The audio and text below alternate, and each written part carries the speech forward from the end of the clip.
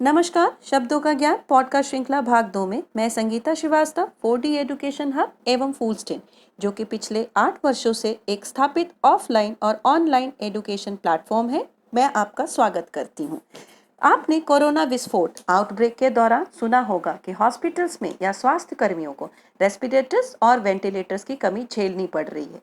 पहला शब्द है रेस्पिरेटर। ये एक मास्क के जैसे दिखने वाली यंत्र है जो कि मुख्यतः पट्टियों से निर्मित होती है और इसे हम मुंह व नाक पर पहनते हैं, जिससे हम हवा में स्थित विषाणुओं को अपने श्वास के द्वारा अपने शरीर में पहुंचने से रोकते हैं। इसे ज्यादा कसकर बांधा जा सकता है आम मास्क की तुलना में।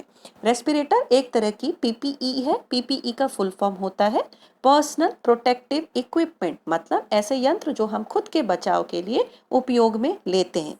दूसरा शब्द वेंटिलेटर।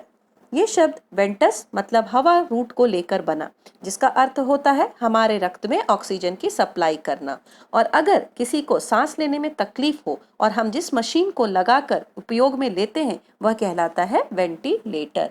मारुति ने एग्वा हेल्थ केयर के साथ मिलकर मई के अंत तक 10,000 वेंटिलेटर्स बनाने की तैयारी की है।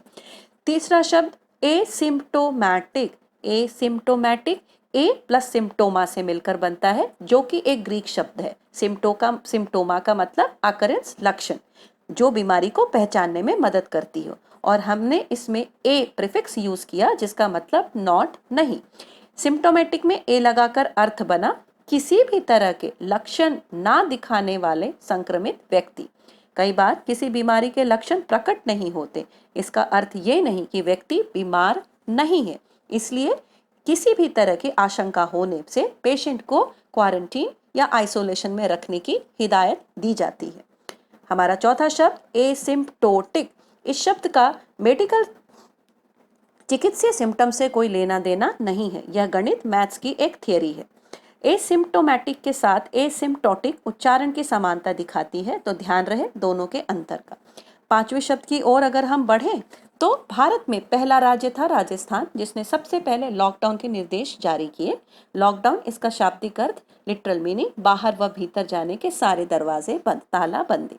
कोरोना वायरस से निपटने के लिए लॉकडाउन की व्यवस्था को अपनाया गया, जिसमें आपातकालीन इमरजेंसी सर्विसेज को छोड़कर सभी सेवाओं पर रोक लगा दी गई। इसी तरह की एक और व्यवस्था है जो है छठा शब्द शेल्टर इन अ प्लेस, सुरक्षा अपनी जगह पर। 16 मार्च 2020 को सैन फ्रांसिस्को के तटीय क्षेत्र को शेल्टर इन प्लेस का ऑर्डर दिया गया, जिसमें लोगों को बोला गया आप जिस भी बिल्डिंग में ऑर्डर के वक्त हो वहीं रुक जाएं। कोई ज़रूरी नहीं कि वह बिल्डिंग आपका घर ही हो। जब कभी भी अचानक, जैसे किसी जैविक, बायोलॉजिकल, रासायनिक, केमिकल, किसी भी तरह के कंटैमिनेंट्स की गलती से या किसी गलत भावना से वातावरण में फैला दी गई हो, तो बचने का एक ही तत्काल उपाय है और वह है शेल्टर इन अ प्लेस। इसी तरह हमारा अगली व्यवस्था बनती है शेल्टर इन अ प्लेस के बाद, दैट इज अचानक लॉकडाउन होने की वजह से कई लोग जहाँ थे वहीं फंस गए, जैसे कोटा शहर में कई विद्यार्थी, महानगरों में कई मजदूर, जिसे शेल्टर इन अ प्लेस कहा गया। बाद में सरकार ने उन्हें अपने घर तक पहुंचाने की व्यवस्था की, जहां वो होम स्टे में रह सके। यही है हमारा सातवां शब्द होम स्टे। इसमें आप अपने घर में अपने परिवार के साथ बंद रहते हैं। बाहर आने जाने की अनुमति, परमिशन सरकारी आदेश पर निर्भर होती है। बाकी घर के भीतर आपकी आज़ादी पर किसी भी तरह का कोई रोक नहीं है। जब से संसार लॉकडाउन में फंसी है, हमारी इकोनॉमी ध्वस्त हो रही है। कंपनीज अपने एम्प्लॉयज, कर्मचारी को काम नहीं दे पा रही या ले पा रही, और इसी तरह उन्हें सैलरी भी नहीं दे पा रही। तो इसी स्थिति से उत्पन्न होता है हमारा आठवां शब्द फॉलो, थोड़े दिन की छुट्टी, टेम्पररी लीव। मुख्य कारण होता है इसका वित्तीय संकट। अगला शब्द ले ऑफ। ले ऑफ का मतलब कर्मचारियों का स्थायी रूप से निलंबन, परमानेंट निलंबन, लेकिन फॉलो में अस्थायी निलंबन होती है। फॉलो में काम पर वापसी आसान होती है, ले ऑफ में काम पर वापसी आसान नहीं होती। रीहायर के प्रक्रिया से गुजरना होता है, आपको दोबारा नियुक्ति की प्रक्रिया से गुजरना होता है ले ऑफ में। फॉलो में ऐसा कुछ नहीं। अगले शब्द की तरफ बढ़ें। कोरोना वायरस के प्रकोप ने कहीं न कहीं ये स्थापित कर दिया कि इंसान को अपनी रोग प्रतिरोधक शक्ति और क्षमता को बढ़ाना होगा। इसी से बनता है हमारा अगला शब्द हर्ड इम्यूनिटी। इसमें हर्ड अर्थ होता है झुंड और इम्यूनिटी मतलब उन्मुक्ति। हर्ड इम्यूनिटी सामूहिक प्रतिरोधक। यह एक थ्योरी है जो मानती है कि भविष्य में कोरोना से बचने के लिए सभी इसका सामना करें।